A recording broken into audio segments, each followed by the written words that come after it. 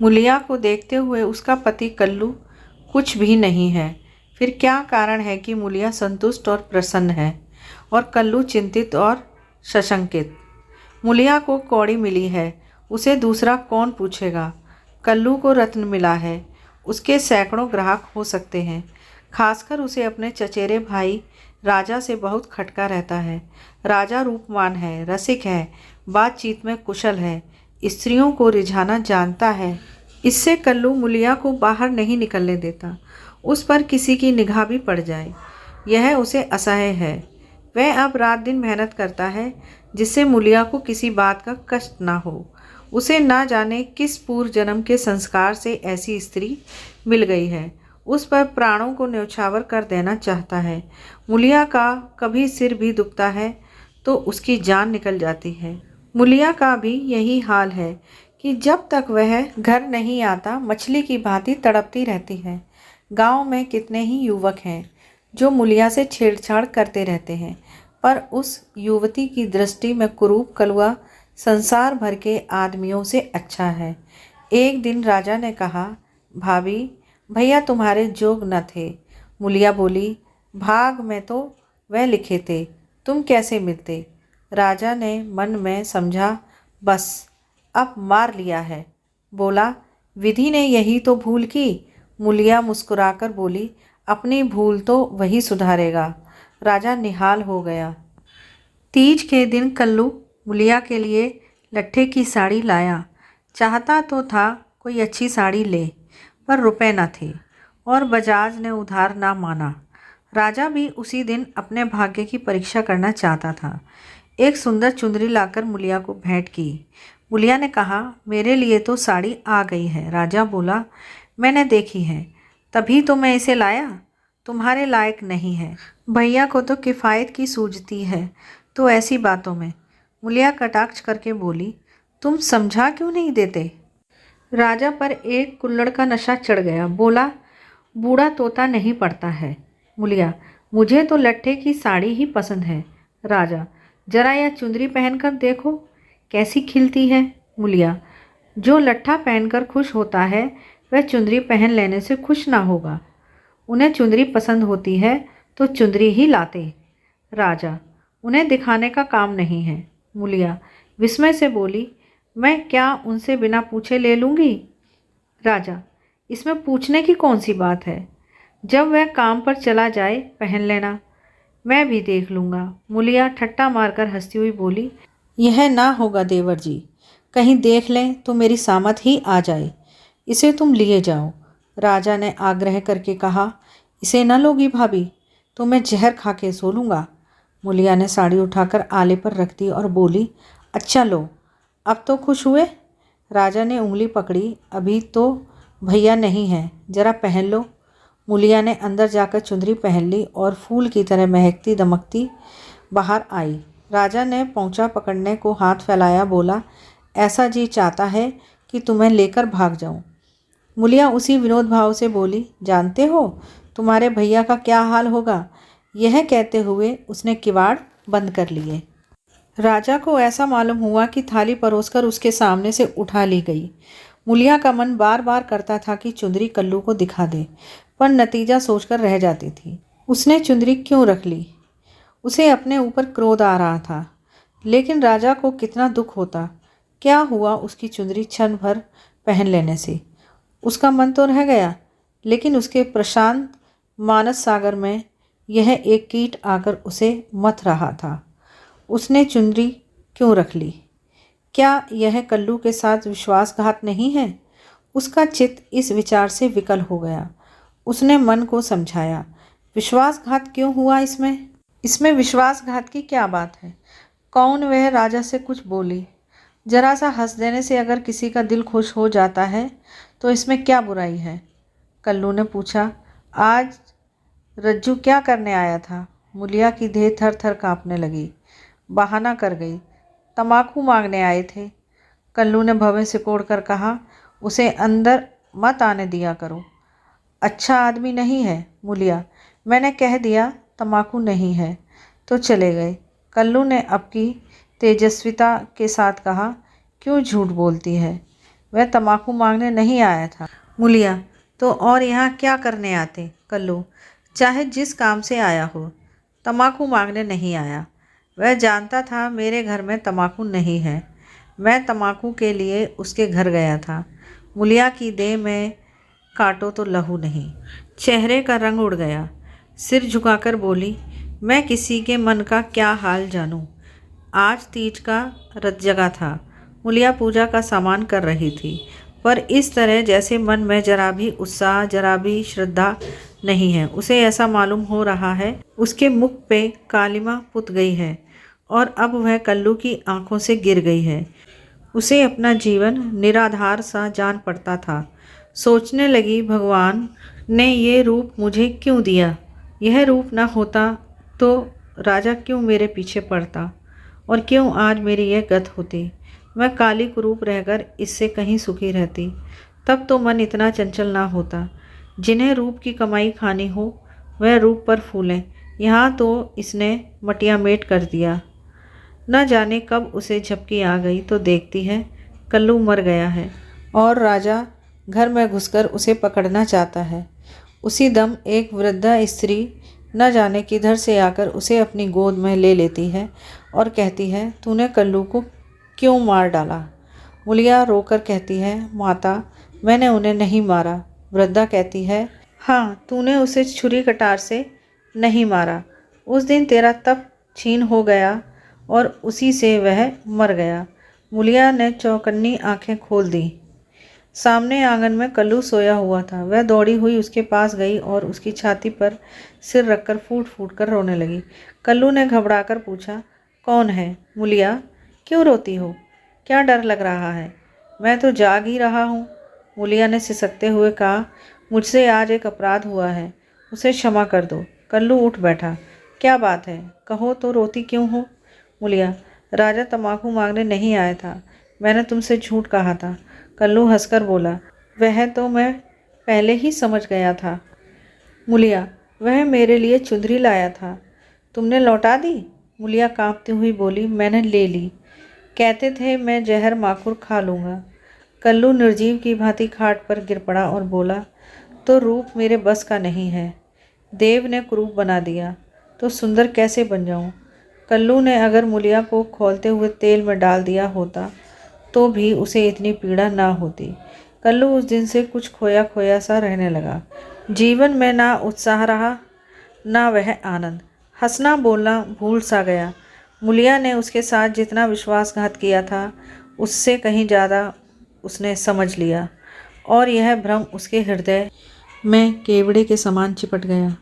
वह घर अब उसके लिए केवल लेटने बैठने का स्थान था और मूलिया केवल भोजन बना देने वाली मशीन।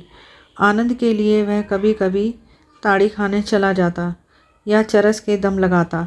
मूलिया उसकी दशा देख देख अंदर ही अंदर कुढ़ती थी। वह उस बात को उसके दिल से निकाल देना चाहती थी, इसलिए उसकी सेवा और मन लगाकर करती। उसे प्रसन्न करने के लिए बार बार प्रयत्न करती, पर वह जितना ही उसको खींचने की चेष्टा करती थी उतना ही वह उससे विचलता था, जैसे कोई कटिए में फंसी हुई मछली हो। कुशल यह था कि राजा जिस अंग्रेज के यहाँ खानसामा था उसका तबादला हो गया और राजा उसके साथ चला गया था, नहीं तो दोनों भाइयों में से किसी न किसी का जरूर खून हो जाता। इस तरह साल भर बीत गया। एक दिन कल्लू रात को घर लौटा तो उसे ज्वर था। दूसरे दिन उसकी देह में दाने निकल आए। मूलिया ने समझा माता है, मान मनौती करने लगी, मगर 4-5 दिन में ही दाने बढ़कर आंवले पड़ गए और मालूम हुआ कि यह माता नहीं है, उपदंश है। कल्लू के कलुषित भोग विलास का यह फल था। रोग इतनी भयंकरता से बढ़ने लगा कि आंवलों में मवाद पड़ गया और उनमें से ऐसी दुर्गंध उड़ने लगी कि पास बैठते नाक फटती थी। देहात में जिस प्रकार का उपचार हो सकता था वह मूलिया करती थी, पर कोई लाभ ना होता था और कल्लू की दशा दिन दिन बिगड़ती जाती थी। उपचार की कसर वह अबला अपनी स्नेहमय सेवा से पूरी करती थी। उस पर गृहस्थी चलाने के लिए अब मेहनत मजदूरी भी करनी पड़ती थी। कल्लू तो अपने किए का फल भोग रहा था, मूलिया अपने कर्तव्य का पालन करने में मरी जा रही थी। अगर कुछ संतोष था तो यह कल्लू का भ्रम उसकी इस तपस्या से भंग होता जाता था। उसे अब विश्वास होने लगा था कि मूलिया अब भी उसी की है। वह अगर किसी तरह अच्छा हो जाता तो फिर उसे दिल में छिपा कर रखता और उसकी पूजा करता। प्रातःकाल था। मूलिया ने कल्लू का हाथ मुंह धुलाकर दवा पिलाई और खड़ी पंखा डुला रही थी कि कल्लू ने आंसू भरी आंखों से देखकर कहा, मूलिया, मैंने उस जन्म में कोई भारी तप किया था कि तू मुझे मिल गई। तुम्हारी जगह मुझे दुनिया का राज मिले तो भी मैं ना लूँ। मूलिया ने दोनों हाथों से उसका मुंह बंद कर दिया और बोली, इस तरह की बातें करोगे तो मैं रोने लगूंगी। मेरे धन्य भाग कि तुम जैसा स्वामी मिला। यह कहते हुए उसने पति के गले में हाथ डाल दिए और लिपट गई। फिर बोली, भगवान ने मुझे मेरे पापों का दंड दिया है।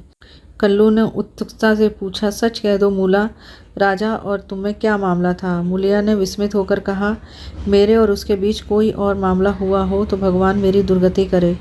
उसने मुझे चुंदरी दी थी, वह मैंने ले ली थी, फिर मैंने उसे आग में जला दिया। तब से मैं उसे नहीं बोली। कल्लू ने ठंडी सांस खींचकर कहा, मैंने कुछ और ही समझ रखा था। ना जाने मेरी मति कहाँ हर गई थी। तुम्हें पाप लगाकर मैं आप पाप में फंस गया और उसका फल भोग रहा हूँ। उसने रो रो कर अपने दुष्कृत्यों का पर्दा खोलना शुरू कर दिया और मूलिया आंसू की लड़ियाँ बहाकर सुनने लगी। अगर पति की चिंता ना होती तो उसने विष खा लिया होता। कई महीनों के बाद राजा छुट्टी लेकर घर आया और कल्लू की घातक बीमारी का हाल सुना तो दिल में खुश हुआ। तीमारदारी के बहाने से कल्लू के घर आने जाने लगा। कल्लू उसे देखकर मुंह फेर लेता, लेकिन वह दिन में 2-4 बार पहुंच ही जाता। एक दिन मूलिया खाना पका रही थी कि राजा ने रसोई के द्वार पर आकर कहा, भाभी, क्यों अब भी मुझ पर दया ना करोगी? कितनी बेरहम हो तुम। के दिन मैं तुम्हें खोज रहा हूँ पर तुम मुझसे भागती फिरती हो। भैया अब अच्छे ना होंगे, इन्हें गर्मी हो गई है। इनके साथ क्यों अपनी ज़िंदगी खराब कर रही हो? तुम्हारी फूल सी देह सूख गई है। मेरे साथ चलो, कुछ ज़िंदगी की बहार उड़ाएं। यह जवानी बहुत दिन ना रहेगी। यह देखो, तुम्हारे लिए एक करणफूल लाया हूँ, ज़रा पहनकर मुझे दिखा दो। उसने करणफूल मूलिया की ओर बढ़ा दिया। मूलिया ने उसकी ओर देखा भी नहीं, चूल्हे की ओर ताकती हुई बोली, लाला, तुम्हारे पैरों पड़ती हूँ, मुझे मत छेड़ो। यह सारी विपत्ति तुम्हारी लाई हुई है। तुम ही मेरे शत्रु हो, फिर भी तुम्हें लाज नहीं आती। कहते हो भैया अब किस काम के हैं। मुझे तो अब वह पहले से कहीं ज़्यादा अच्छे लगते हैं। जब मैं ना होती तो वह दूसरी सगाई कर लाते, अपने हाथों ठोक खाते। आज मैं ही उनका आधार हूँ, वह मेरे सहारे जीते हैं। अगर मैं इस संकट में उनके साथ दगा करूं तो मुझसे बढ़कर अधम कौन होगा, जबकि मैं जानती हूं कि इस संकट का कारण भी मैं ही हूं। राजा ने हंसकर कहा, यह तो वही हुआ जैसे किसी की दाल गिर गई तो उसने कहा, मुझे तो सूखी ही अच्छी लगती है। मूलिया ने सिर उठाकर उसकी ओर सजोत नेत्रों से ताकते हुए कहा, तुम उनके पैरों की धूल के बराबर नहीं हो लाला। क्या कहते हो तुम? उजले कपड़े और चिकने मुखड़े से कोई आदमी सुंदर नहीं होता। मेरी आंखों में तो उनके बराबर कोई दिखाई नहीं देता। कल्लू ने पुकारा, मूला थोड़ा पानी दे। मूलिया पानी लेकर दौड़ी। चलते चलते करणफूल को ऐसा ठुकराया कि आंगन में जा गिरा। राजा ने जल्दी से करणफूल उठा लिया और क्रोध से भरा हुआ चल दिया। रोग दिन पर दिन बढ़ता गया। ठिकाने से दवा दारू होती तो शायद अच्छा हो जाता, मगर अकेली मूलिया क्या क्या करती। दरिद्रता में बीमारी कोड़ का खाज है। आखिर एक दिन परवाना आ पहुंचा। मूलिया घर का काम धंधा करके आई तो देखा कल्लू की सांसें चल रही हैं। घबराकर बोली, कैसा जी है तुम्हारा? कल्लू ने सजल और दीनता भरी आंखों से देखा और हाथ जोड़कर सिर नीचा कर लिया। यही अंतिम विदाई थी। मूलिया उसके सीने पर सिर रखकर रोने लगी और उन्माद की दशा में उसके आहत हृदय से रक्त की बूंदों के समान शब्द निकलने लगे। तुमसे इतना भी न देखा गया भगवान। उस पर न्यायी और दयालु कहलाते हो, इसलिए तुमने जन्म दिया यही खेल खेलने के लिए। हाय नाथ, तुम तो इतने निष्ठुर न थे। मुझे अकेली छोड़कर चले जा रहे हो। हाय, अब कौन मूला कहकर पुकारेगा? अब किसके लिए कुएं से पानी खींचूंगी? किसे बिठाकर खिलाऊंगी? पंखा डुलाऊंगी? सब सुख हर लिया तो मुझे क्यों नहीं उठा लेते? सारा गांव जमा हो गया, सभी समझा रहे थे। मूलिया को धैर्य ना होता था। यह सब मेरे कारण हुआ है। यह बात उसे नहीं भूलती। हाय हाय, उसे भगवान ने सामर्थ्य दिया होता तो आज उसका सिरताज यूं ना उठ जाता। शव की दाह क्रिया की तैयारियां होने लगीं। कल्लू को मरे 6 महीने हो गए। मूलिया अपना कमाती है, खाती है और अपने घर में पड़ी रहती है। दिन भर काम धंधों में से छुट्टी नहीं मिलती। हाँ, रात को एकांत में रो लिया करती है। उधर राजा की स्त्री मर गई, मगर 2-4 दिन के बाद वह फिर छैला बना घूमने लगा और भी छूटा सांड हो गया। पहले स्त्री से झगड़ा हो जाने का कुछ डर था, अब वह भी ना रहा। अब की बार नौकरी पर से लौटा तो सीधे मुलिया के घर पहुंचा और इधर उधर की बातें करने के बाद बोला, भाभी अब तो मेरी अभिलाषा पूरी करोगी या अभी और कुछ बाकी है? अब तो भैया भी नहीं रहे, इधर मेरी घरवाली भी सिधारी, मैंने तो उसका गम भुला दिया। तुम कब तक भैया के नाम को रोती रहोगी? मुलिया ने घृणा से उसकी ओर देखकर कहा, भैया नहीं रहे तो क्या हुआ? भैया की याद तो है, उनका प्रेम तो है, उनकी सूरत तो दिल में है, उनकी बातें तो कानों में है। तुम्हारे लिए और दुनिया के लिए वह नहीं है, मेरे लिए वह अब भी वैसे ही जीते जागते हैं। अब भी उन्हें वैसे ही बैठे देखती हूँ। पहले तो देह का अंतर था, अब तो वह मुझसे और भी नगीच हो गए हैं और ज्यों-ज्यों दिन बीतेंगे और भी नगीच होते जाएंगे। भरे पूरे घर में दाने की कौन कदर करता है? जब घर खाली हो जाता है तब मालूम होता है कि दाना क्या है। पैसे वाले पैसे की कदर क्या जाने। पैसे की कदर तब होती है जब हाथ खाली हो जाता है, तब आदमी एक एक कौड़ी दांत से पकड़ता है। तुम्हें भगवान ने दिल ही नहीं दिया है, तुम क्या जानो मोहब्बत क्या है। घरवाली को मरे अभी 6 महीने भी नहीं हुए और तुम सांड बन बैठे। तुम मर गए होते तो इसी तरह वह भी अब तक किसी के पास चली गई होती। मैं जानती हूँ कि मैं मर जाती तो मेरा सिरताज जन्म भर मेरे नाम को रोया करता। ऐसे ही पुरुषों की स्त्रियाँ उन पर प्राण देती हैं। तुम जैसे सौहर्दों के भाग में पत्तल चाटना लिखा है, चाटो, मगर खबरदार आज से मेरे घर में पाँव न रखना, नहीं तो जान से हाथ धोओगे। बस निकल जाओ। उसके मुख पर ऐसा तेज स्वर में इतनी कटुता थी कि राजा को जबान खोलने का भी साहस ना हुआ। चुपके से निकल भागा। दोस्तों, यदि आपको कहानी पसंद आई हो तो कमेंट बॉक्स में ज़रूर लिखें और वीडियो को लाइक करें, शेयर करें और प्लीज़ चैनल को सब्सक्राइब करके बेल आइकन को ज़रूर प्रेस करें, जिससे आगे आने वाली वीडियो का आपको टाइम से नोटिफिकेशन मिल जाएगा।